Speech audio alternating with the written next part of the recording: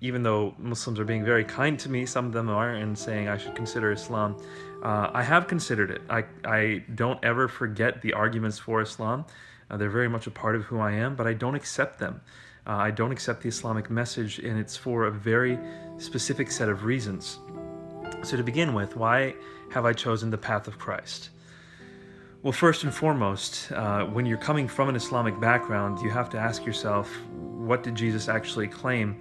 Who was he? Because Muslims respect Jesus, of course, but when I started looking into Jesus' life, I realized, wait a minute, he didn't claim to be just a man.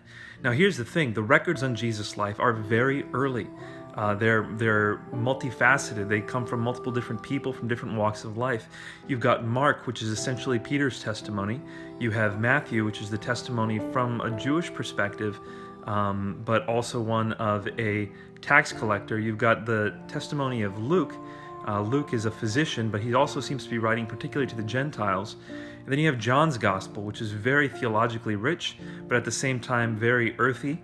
And you can tell that John has an inside view into Jesus' life as well. So you've got 4 eyewitness testimonies. Well, if you don't want to call Luke eyewitness testimony, at least notice that he does go and interview eyewitnesses. He says so at the beginning of his gospel, and I wonder where the information he gets about Mary and the nativity scenes come from.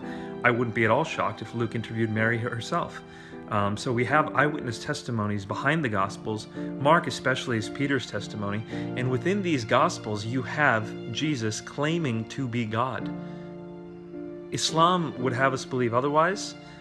They would have us believe that Jesus never claimed to be God, but I'm not going to accept what someone said about Jesus 600 years later and 600 miles away without good reason, which is what the Quran is if we're going to approach it objectively. If I'm going to see what Jesus actually said about himself, I'm going to listen to the words that were recorded in the lifetime of his followers.